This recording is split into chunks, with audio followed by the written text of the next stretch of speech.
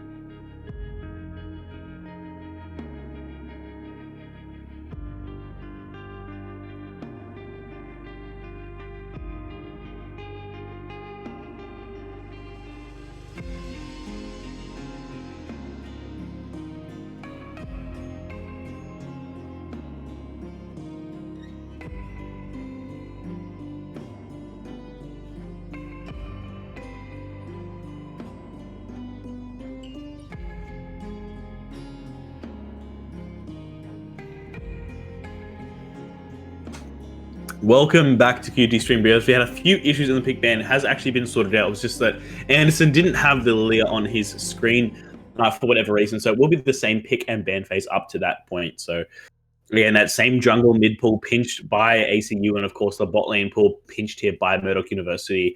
I mean, so far of the draft, obviously, we know the first 5 picks, I suppose, for both sides. Who's looking a little bit stronger? I mean, you only have bot lane and top side to go off, but who are you liking so far? Well, here's the interesting thing. I'm not sure where that set is going, and don't quote me on this, or do, I have a sneaking suspicion that Lilia might not be in the jungle. Well, you didn't hear it from me. Why? What makes you think that? Well, I have whispers that I hear, and not the kind that I see a psychiatrist about. As the schizophrenia tends to do, the Jarvan 4 will be the answer here, as the bot lane is locked in. I mean, I'm expecting Set to go towards this top side. I'm expecting it to be piloted by Sid Master. It has been his best champion and has been the best player for Murdoch University, so I see no reason for that Set not to go up towards that top side. But Anderson here on this Lilia, so the Lilia could potentially go mid lane into this Anderson, or obviously jungle to Killaroo, but if they tend to go with a Set jungle, it could be that Lilia up towards the top side. But given the fact that there's a ghost here for Killaroo's runes, obviously it must play Hecarim the last time they were out, so I'm not expecting the Set to come through with that rune. As Carmen Oriana join the ban list. As a loud motorbike passes by my apartment and I speak to muffle its cry, we see the mid lane champions being pinched for ACU. I think banning of the Oriana, potentially a portent on the low range of Lilia being in the mid lane. I mean, Lilia in the solo lane has quite a prevalent role. Has that ability, of course, to insta-clear waves, and of course has that utility as well to move around the map. Has that sleep that is so annoying that Zoe, of course, is the other one that possesses it. Now, sometimes I can understand when your heart tells you to do certain things and you can't help but listen to its call. Much like Yugi drawing Pot of Greeds, which is a spell card, by the way, that lets you draw 2 additional cards, maybe Anderson is hearing from his heart that he must play Lilia. I mean, if that's what you want to say, it's what we'll hope. Is it looks like Solution will be taken into that mid lane, and I mean, I'm not sure that's a great matchup for Lilia. I'm hoping now to see Lilia not in the mid lane, otherwise there will be a large serving of venison for ACU. And not much else. Yeah, of course, the venison will be that case. I mean, it could also be flexed into the top side, that Lucian there as well, as the Swain is locked in potentially to be partnered with these champions going? I mean, yeah, Ash, another flex here of the Swain could be mid, could be support, and we'll have to see what that final pick is and where these champions will go. But even then, you may not know, as there are multiple champions. Rammus jungle, 5th pick blue. Or this is jungle. This last pick. Rammus jungle. Rammus jungle for Killaroo. What if it's Rammus top? Huh? Swain mid. Lilia support. Oh, wait. Did I call it or did I not call it? Kale picked for Simp Master in the top lane. Is Torment Realm on this current patch, however? It is patch 10.19. So 10.18 on this. Oh, so Kale is not going to have her reworked kit. Did she get reworked in 10.19? Does she? She did, yeah. She received a... Is 10.19 live? Yes. I have 10.18 on my client. Oh, so it's actually potentially going to be Lucian top and Cassidy mid. Curious to see. One thing I can notice, Lilia is being shuffled around an awful lot. Currently, Lilia is being held by the support, which is concerning. Now Lilia's in the jungle and Swain's in mid. Alright, it's going to be set support Lilia jungle. Okay, but Sid Master on the KO, as I'd like to see, and as I predicted to see, actually. But it'll be interesting. Jin's still... I mean, it looks like that Cassidy will be going towards the mid lane here. I mean, no swaps have come through from ACU, so maybe they were just in... I mean, ACU have been known to flex around quite a bit. They can go into multiple different roles, and it almost looks like they're kind of back to front a little bit. And it's more like... I think it's just the positions being messed around a lot, as we are going to see Lucian top and Jin ADC. I mean, that is one of ACU's biggest tricks, the fact that they have all been able to show their ability to flex around. Tegan really been the only one that hasn't flexed. Maybe it's just a visual issue on our side here. Maybe they have gotten those gems into the right roles. We'll have to see exactly what the case is. We'll be loading straight into. Yeah, potentially that could be it. The positions could be messed around because of that remake lobby, but I believe they were the same. We'll have to see where they exactly go as we get into this game. But I mean, looking at both these drafts, who are you favoring? Why? I have a real issue with Murdoch University's early game. Let's say Jarvan wants to look at something and hit it.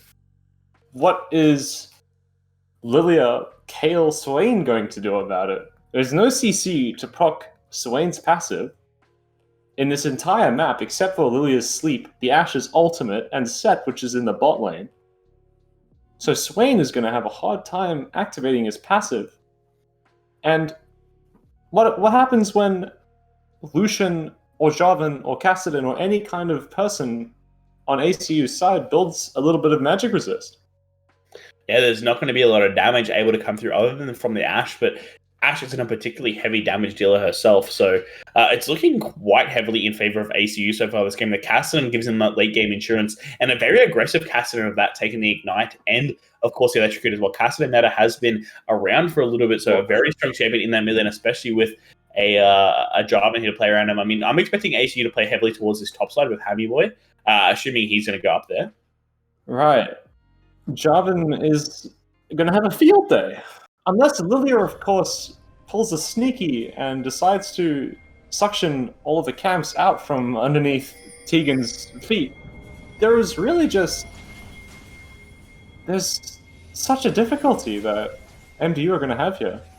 It takes such a long time for them to come online. Yeah, MDU definitely going to wait for that later game spike. The Kale ultimate is, or the Kale level is probably the main thing we're looking towards. But I mean, it definitely feels late game spikes. Let's have a look at ACU's mid lane. Oh no. I wonder who wins versus Cassidy or Kale. I mean, they're both similar versions of each other. Going to have I'd say the Cassidy. Kale's ultimate doesn't let her flash over a wall every 1.5 seconds. So there's a slight edge. Does Cassidy have sorcery secondary, or does he have precision secondary? I'm not sure, but I think he took Doran's ring, so it won't be a time of tonic biscuit start. Which is quite funny, actually. He's going to get away with his greedy item build start on the Cassidy into the Swain just due to Swain has no real ability to extend a trade in the mid lane. I mean, I think the Ignite's pretty greedy too. Very greedy, especially on Cassidy. It kind of goes against his whole mantra. But I mean, you can definitely do it, and in good matchups like versus Fizz or Katarina, it's definitely a viable option for the Cassidy to take. You can see Lilia starting towards this boss side. Take into account that he's maybe taking Ignite because he has a job and into a Lilia as well. Yeah, potentially that could be the case as well. Look for those early 2v2 fights as ACU was sitting in this brush to try to catch out Murdoch, but won't be the case. If you're these junglers, what lanes are you going to be looking to play towards early on in the game, and how are both these sides going to win this game? Well, Jarvan can go where he wants, really. I think playing topside to take map control for early objectives, as well as potentially counter-ganking mid, is a really good play. Because if you're Jarvan, the one place you don't want to go in the game is into an exhaust phase rush set. Yeah. That's definitely the case there towards his bot side. But how about on the other side for Murdoch University? If Killaroo wants to make sure this team doesn't fall behind too early, where is he going to need to focus to put power points into his team? I think Killaroo's only real play is to run around the map and be an absolute pest. The way that Killaroo can make himself a high econ player by suctioning gold away from Tegan is his only real way I could see him playing in this game. As we can see, the Jarvan's reset almost instantaneously on 12 CS for seemingly just a trinket swap and a machete. And this is going to be a real problem because guess what? Lilia's about to full clear her jungle and Scuttle's spawning. Yeah, the Scuttles will be up, which means that Lilia, I mean, is definitely still healthy enough, but has no mana. The blue buff will eventually tick that around, and I mean, even these early 2v2s, the Jarvan hasn't really got much that he could do. No, and Cassidy's burned through both his pots in the mid lane as he's forced to base. Huh. It'd be interesting to see if Cassidy just goes refillable into pink ward. No, he buys the ruby crystal in 2 pots. Okay, Cassidy's been quite greedy. But his CS is quite fine, honestly. And Swain, this is what I was talking about, the weakness of the AP scaling champion. Swain can't get much done with Cassidy forced out of lane, but it seems maybe Boy Meets Evil has encountered some internet issues. Maybe he's been inspired by Tyler 1 too much.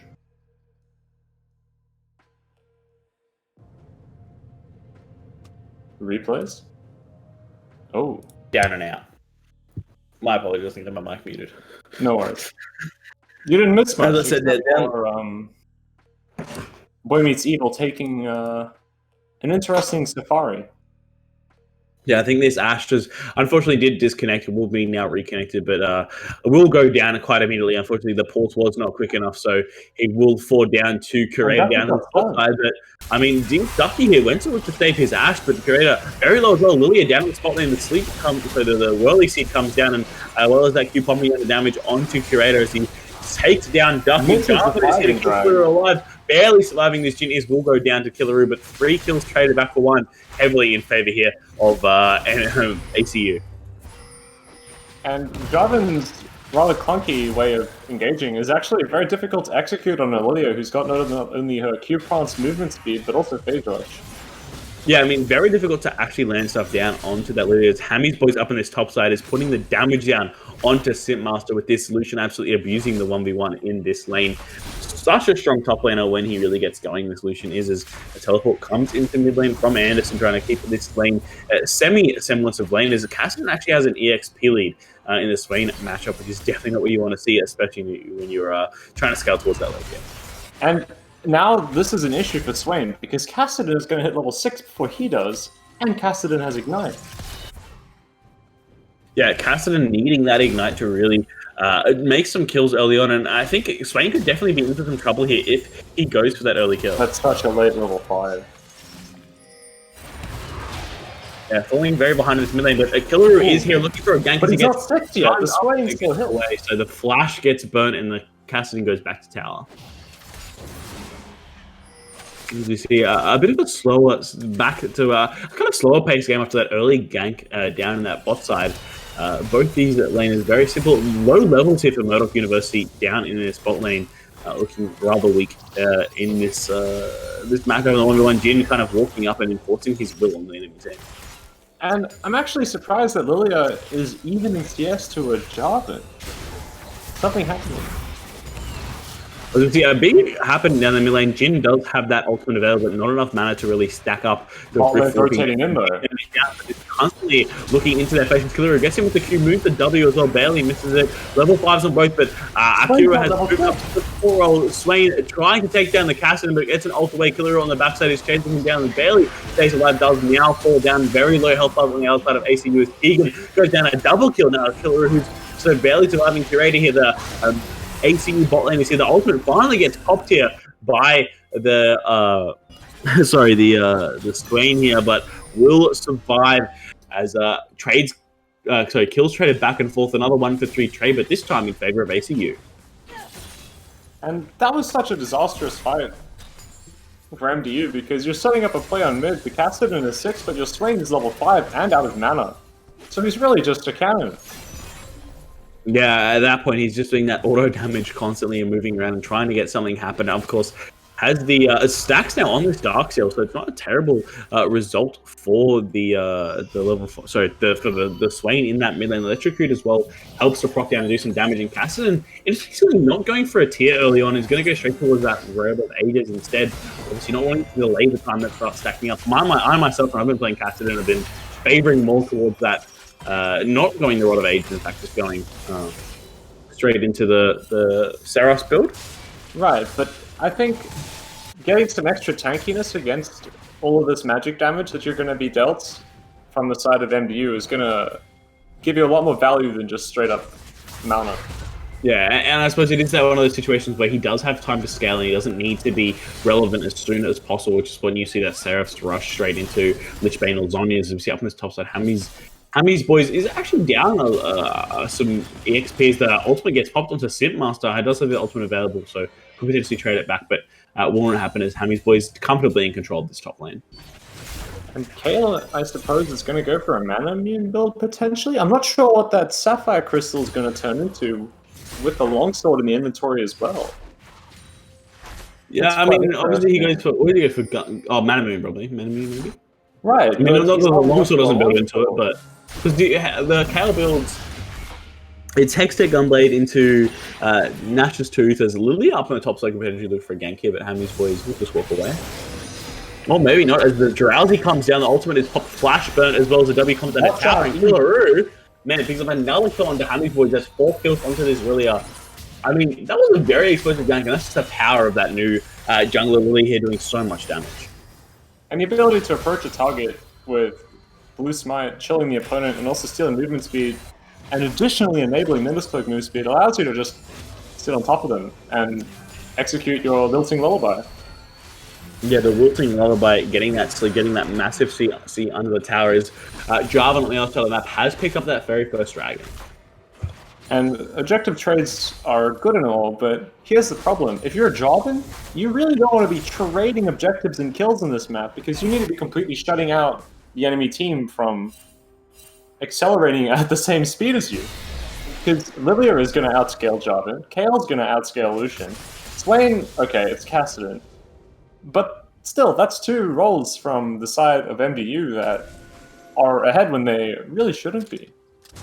Yeah, Murdoch University, they really should not be ahead of their enemy matchups when that scaling comes into effect. But it's just been that nature of their season. Of course, MDU really, haven't technically won a game they've played in so far this season, and against ACU, who are determined to kind of stay in touch with those top few teams in the ladder, unable to do that as Ducky here under the tower by himself gets rooted up and poked out a little bit as the tower plate goes over to ACU's favor. But the curtain call is cooled down now and trying to land those shots on the Ducky, but misses all of them. Almost that 4 shot, not doing as much, but clearing out that way. For the wave, of course. Keeps up that pressure on the tower as that 4 shot comes to grab the cannon, and a reset should be coming in here from the bottom lane of ACU. And is this League of Legends, or are we watching some farming simulator speedruns in the top lane right now? I don't know if it's working with speedrun with only 82 so far, but yeah, the Mana Moon is definitely something that Lucian has picked up. And it's going to be what I now assume is a Triforce on Kael. That's actually not... He's a really interesting adaptation, because I said the Kael is the issue of a pick due to the AP-heavy damage lineup, but the Triforce might actually salvage. Oh, the ultimate comes in there from the Bard, but unfortunately, they're not the ones getting engaged when the set comes in hard. Lilia around as well, the double Silk gets dropped, and Curator and Akira goes straight down. Did manage to pick up Ducky for that trade, but that's a huge gank there by Killaroo, who has really been the shining light for this Murdoch University team, being able to give them leads across the map. As down in this mid lane, Kassadin is going to continue to sail, but going back to that tower build, tell me a bit more about what he can do if he goes for that Triforce. Well, it's quite weird, right? Because Kael needs to basically be useless until level 11, when she hits that really huge power spike. You see some aggressive Kassadin trading here, but that really huge power spike at level 11 coincides with around the time you would complete Hextech Gunblade, so it's like Renekton completing Blade of the Ruin King. But Triforce, it's just really weird. I've never really seen it before, but I suppose when you're going to be playing against a Kassadin who wants to build MR and Tenacity, it might not be that terrible an option. What are we going to see? Triforce maybe into IE, into Rapid Fire Cannon, into more crit, maybe PD? I know as well. Could be a full AD I'm as curious as you are. I mean, AD Kael is definitely something that is 100% viable. It's probably not optimal, but in the matchup, sorry, we have so much AP as the Jhin gets popped his ultimate. Ducky's here as well, as the constant flashes available for the Kassadin, plus his actual summoner spell will get him out of that gank. It was very well made there, a very good engage there from that mid laner of their Murdoch. Good reactions from Jhin on the Kassadin, respecting social distancing, making sure that he does not get caught up in the set cover. Doesn't want to get that coronavirus at all. It's down in the spot lane. Murdoch University could potentially be looking for another gank. Curator here, who is, the most kills on ACU side and is looking very strong and very confident on this. And as Hammy's boys just constantly looking for poke up here in the top side. It's a very slow game that's had minimal explosions, except now in the spot lane, gank comes through the Bard portal comes around, but you do not take that if you're not on the Bard's team. As now that Lilia gank is spotted out and they will back off and know that she's around. And the only mystical journey that Seth is taking is the mystical journey between bot and mid lane and back and forth. It's like a lost chicken on the map. That's precisely the case. You see a lot of web coming down. The road of Aegis is finally complete in the mailing for Kassadin, so he will start to scale up more and more and start to become a little bit more relevant in these fights. These mid-game fights are going to be very interesting depending on how far these teams go. Lilia already picked up 2 items. She's massively ahead of everyone else. The curtain call comes down to maybe get some slows and poke down onto Ducky. That 4 shot will miss and no follow-up will be the case. He's just so tanky. Curtain call basically used for cooldown. Well, as you see, a bit of a problem here. Arturo picked out the magical journey comes through, but will not be enough. Internal aspect crystal arrow comes through. Slam back to this creator is Duffy so low, but Tegan is down here as well, and Kin is on the backside, comes over the wall, takes down Void, makes evil. Killer is still staying alive, barely though, as he's trying to get damage back on the sleeping lullaby. Is dropped for the Ignite, will tick down and take him out. Assanen picking up a kill, 2 kills. And that is not the champion you want to shut down. Ocean Dragon goes straight over to ACU, moving 2 towards the Soul. Cassidy getting a shutdown is not what you want if you're on the side of MDU. No, accelerating that late game carry is definitely not the play, but up on this top side, you said there's a bit of farming simulator. I can't win these. You see Swain maybe roaming up to try and make this predicament. Yeah, a little bit over extended there, but ACU taking the advantage, take the dragon and destroy this first tower of the game down in the bot side. That's huge for ACU against this probably stronger bot lane, honestly, of the Ashen set, but Boy Meets Evil and Ducky haven't had much luck down here at all. A massive CS deficit for that AD carry role, and I mean, Murdoch University really need to improve if they want to get a win, but their key carry up here on the top side isn't far enough ahead of this solution, down in CS, in fact, and you know, when Sim Master is their real win condition and Killer is doing quite well so far this game, I just don't know if Murdoch have enough tools to keep up with this scaling that's going to come through from Australian Catholic University. And there's quite a large issue facing Murdoch right now. His name is starts with K and ends with Assanen. He's already got 2 dragons, and the next 2 are Cloud dragons. And I'm not sure if you're aware, but Cloud Soul on a Kassadin, it's not only remarkable if you pick Kassadin and manage to secure the first 4 dragons, but the ability to get an easily fuckable haste on the most ultimate spamming champion is, it's ludicrous, really. All I'm going to say is it's happened before to me, and it is a lot of fun just being able to rift one, having the rift books, the instant flashes. The curtain call gets pulled down, so it's going to be a fight around this rift held. Abiyu on this bar, barely trying to get up and gets taken down halfway through his magical journey. The curtain call not able to do enough damage, and MDU picked up a nice kill up on this top side. Yeah, Kale finally getting an assist up here. Maybe going to look towards a dive. Barely staying alive is, well, barely staying alive, but chilling under this tower is the 2 ACU teams, but they are outnumbered 4-2, and they can't really look for too much as Jin might roam up here on this Castle to try to look for assistance, but that's the end of that heavy trade. That's a very nice pickup, and I don't know what ACU is doing there. Right, and Atayo just wants to get through the portal, but Ducky says, "Excuse me, sir. Oh, sorry. Oh, can I check your papers, sir? Oh," and just the set, it's so sticky. Yeah, so sticky, so unable that. Sorry, It's just missing that. Don't worry. Barely missing is, of course, that return is picked up by Murdoch University, so something to maybe get them back into this game. The only objective so far that hasn't gone to the side of Australian Catholic University. Very good pickup by Murdoch University as you see ACU Hammy's boy pushing down heavily in this top side, bottom side. And it's quite a good lane rotation, but what I would like to see instead is the Kassadin in a side lane rather than mid. Yeah, because I think who is going to be able to match the Kassadin in the side lane? maybe this Kale is probably their only opportunity, but up in this top side, a stun comes down in the tower, the Ultimates come down, and that magical journey gets them out of here as the Drowsy comes down to the Jin, barely staying alive. The Swain will pop it down, and Killer Root grabs another kill that Leandro is burning down, and Akayo will also find that same fate this time. The kill going over to Sipmaster, the first kill onto this Kale, which is really Murdoch University's only shining light. The top side of the map, the jungle and top laner are their real 2 options. The Swain's been doing alright and staying alive and kind of offers that second supportive role. Outside of Set, of course, his most popular role is support. And I mean, Murdoch University are definitely ahead. They're up in kills, at least. Not gold is the case, but after this tower might be them. And given the fact they're 3-1 coming into this, I mean, they're doing quite well, but do you think they've got it in them to take this rest of this game? Well, let me just say, that was a beautiful divine judgment from Sidmaster to survive the dive and set up kills for Killaroo. But it's quite a problem now when your Jarvan only has full kill participation and only 2 dragons to show for it. When the enemy Kayle hasn't even completed Triforce. It's...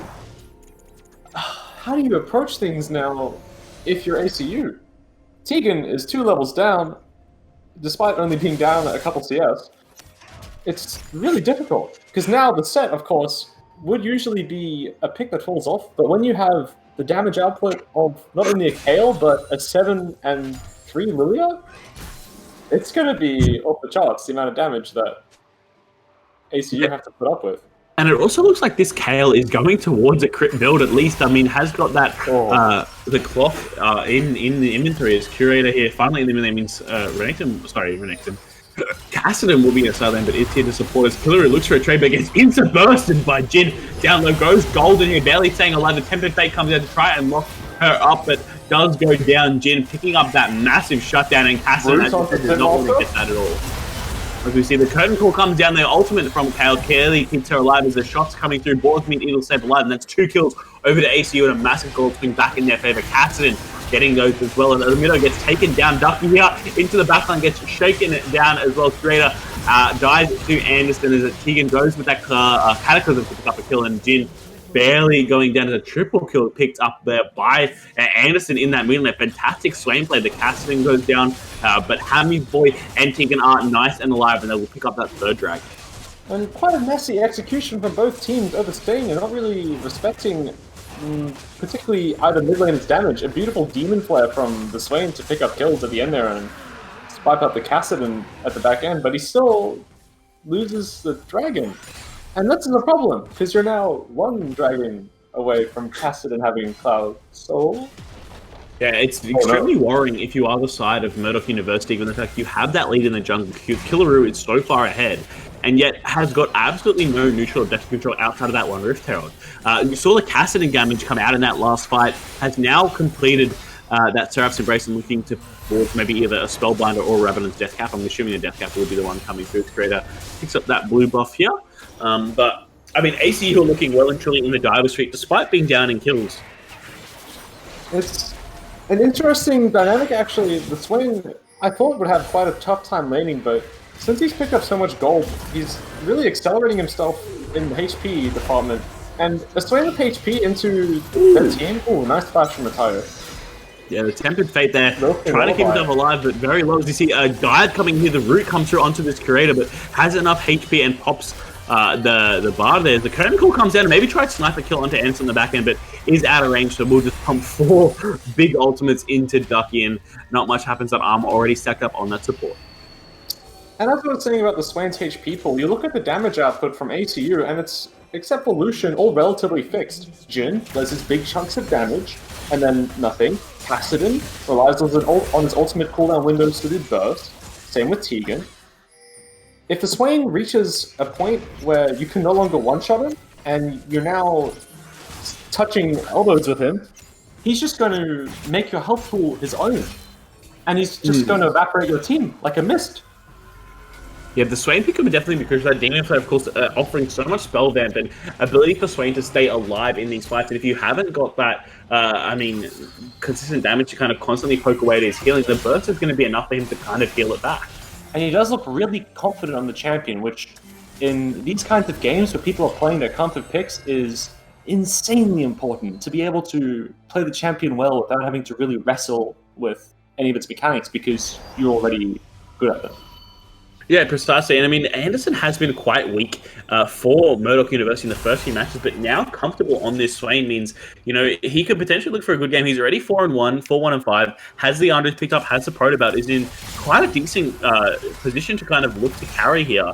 And, I mean, has gotten through that laning phase where he really tends to struggle. So, Murdoch University, despite having this, you know, big scare of, I think if the Cloud Soul goes over to ACU, it's going to be very difficult to fight back. This Kassadin starting to scale. Jin's huge as well. There are definitely avenues for them to take fights and make their way back into this game.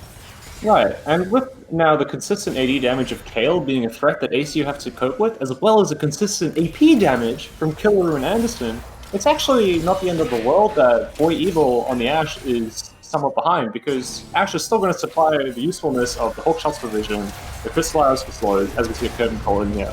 Both Fates. Yeah, the Tempered Fate misses as well, and they're both instantly out of range, so maybe a little bit of poking. You see Creator, but basically using it off court, and there's a little bit of a counter kill. Counter trade comes in, and wow! Boy Mint Evil has taken down immediately as the Lilia goes in onto the Jin. Will take him down, goes Golden to barely stay alive in the backline. Set picks up their kill onto the Jin as they are now running for their lives. ACU barely staying alive is down on that backside. I'm not sure who it is because my screen is truly pixelated. TPN come movement, Cassidy's got the flank, and there's no Swain ultimate. Yeah, Cassidy in the backline could maybe to come in. Killaroo very low here and no shutdown available, but we'll just simply back out, pick up those fantastic 2 kills they were able to grab onto both Tegan and Curator there by Murdoch University, and that's an up trade for them despite getting that first pick taken onto Boy Meets Evil. And the Cassidy was completely able from that fight, so the engage was actually well timed from MDU, and I think this next dragon spawning in 45 seconds is going to be the real turning point. Not particularly for the dragon itself. Of course, it's massive if you're ACU and get the soul, but if you're either team and you win this fight, you then have an open map to take Baron, to establish vision for the play afterwards, to take these outer turrets that are still hanging up for the side of ACU. It's going to be quite a macro-intensive point of the game, this next dragon fight. As a Tayo here, doing a really good job actually of running around and clearing vision. Yeah, I mean, and that's kind of the pressure that you get when you have 3 dragons. You're forcing the enemy to basically either give you the soul, which is almost game-ending as the curtain call, or just someone poking down in the mid lane. But, you know, you're kind of forcing them to fight here, as we'll see this engage coming through right shortly from Murdoch University. As Jin goes in the backline, the Cassidy gets instantly taken out. Olivia pops the Drowsy to take him down to the hills, but goes there with the Honeycrit as the rest of the team is fighting. Hammy's boys on the front line as the Cataclysm comes into the backline, trying to take down Ducky, and 3 people caught in that one. In fact, Edison comes in, but is having that golden ability to stay alive as on his hourglass. Divine Judgment still available. Hammy's boy gets taken in by Ducky, gets barely set alive. Divine Judgment keeps him alive, but in very low gets down and takes the shutdown onto the Kane. So the Swain, as Hammy's boy on the backside is getting that double kill. Curator on the other side picks up 3, and the ACU pick up that ace. That was a huge play from Curator, who was off our screens. We saw Hammy's boy and Jin trying to kite out the rest of Murdoch University, and that soul will be their prize, and that is huge if you're an ACU fan. And this is just disaster for MDU, because trying to take that Cassidy across the entire fight, let his entire team just butter him up for Cassidy to swoop in at the end and say, "Thank you, good sir, for this shutdown. I will devour it hungrily, and I will see you next fight, where my ultimate will make me move like a race car." Yeah, this next fight is going to be fun to watch Cassidy zoom around the map and have that ability to kite out. But Cassidy got insta-burst in that last fight, and if they can do that again, get the Lilia damage straight onto this hyper late-game carry. I mean, the Kale, AD damage is coming through the Essence River now picked up onto her side. Oh, so she's got max CDR. Well, so, yeah, max CDR on this Kale, and the ultimate will be up in a very short corner. The Divine Judgment is such a huge ability to keep it alive in that last fight. I want to see this Baron is going to be where they want to fight around. Monka W, pointing right hand, Cassidy level 15. Yeah, Cassidy needs to get to level 17. They got a Castle win when it comes through at that level. But the Kale does kind of counteract this Cassidy a little bit, and both of them are extremely strong late game units. And Jin has shown the tendency for over-aggressive rift walks over walls. You know, sure, it set up that whole string of bad plays at Dragon for him to clean up at the end, but he doesn't have flash this time, so if he pulls off another overly aggressive rift walk and just gets CC'd in one shot, that could be really, really bad. Yeah, the lack of tenacity in the persistent trees. The curtain call gets pulled down by Curator. Maybe looking for kill. The Tempered Fate does come down to Ducky and will get stunned up immediately from the Cassidy. He's right here as well. Ducky pops the Tempered Fate as well as the Haymaker to keep himself alive, but the slam comes through from Tegan to put that Cataclysm down, and Curator picks up that kill on the backside as Boy Meets Evil is stunned up in the back. Like, Jin comes through and absolutely deletes the squishy 80 carry Hellfire. Killer goes down to that same fate, but the Drowsy comes through, keeping him alive. Cassidy pops the shield to stay alive. Goes down as well does the Lilia as Curator. Last one here alive for ACU, trying to take down these last few units. Hammy's boy is actually on the bot side of the map taking through, but Simpmaster picking up 2 kills on the backside of that fight. And it's so funny to watch Simpmaster and Curator like 2 barking dogs on the opposite side of the fence, angling towards each other, just knowing that as soon as one hits another, everything goes down as Curator gets a fair bit of poke taken out immediately by Simpmaster, who is now permanently exalted. He's hit that level 16. I'm not sure if Cassidy hit it just before that fight or just after. Curator tries to get one on Simpmaster, gets taken down. The 1,000 gold shutdown straight into that Kale's pocket in Murdoch University. That's a big amount of gold to come straight into this Kale. And I can't blame the Jin for trying there, because honestly, who knows the limits of Triforce Essence Reaver Kale? I sure don't. Yeah, it's that limit testing that's been put in solo queue, coming to practice there for Simpmaster, barely staying alive on 1 HP and taking down that Jin. It's going to be Kassadin in these fights. Still level 15, but he must get it off this wolf camp. It's going to be a nightmare. Yeah, having that level 16 ultimate is so crucial as it now does tick over that level 16 Rift Rook is up and available. I don't know if his mana pool is big enough without a blue buff though to really stack up those 800 mana. I mean, it would have a mana pool of about 3,000 at this point. So no MDU has any magic resist, except for Ducky and Killeru, who has a single null magic mantle.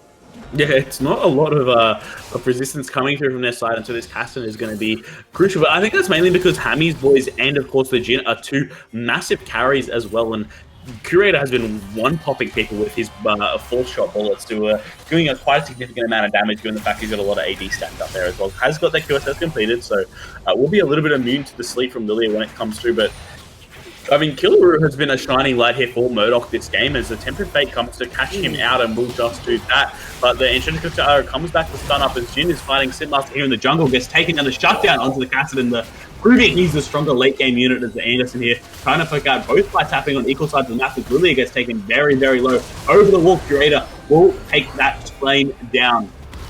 As the rest of this fight matures, and ACU taking over the base, the Cloud Soul proving so crucial. 2 kills over to their side, and the 2 strongest units taken down. As a result, that inhibitor will go down, and ACU are currently in the driver's position of this game, could potentially end in this push.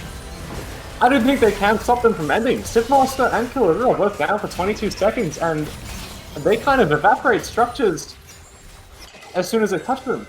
But they're actually, okay, I respect, they're backing out shit, I respect the respawn times, and the fact that they don't really have a minion wave, so they're just going to secure Baron. God, watching Sipmaster try and trade a singular auto attack with the Jin Kassadin, it's...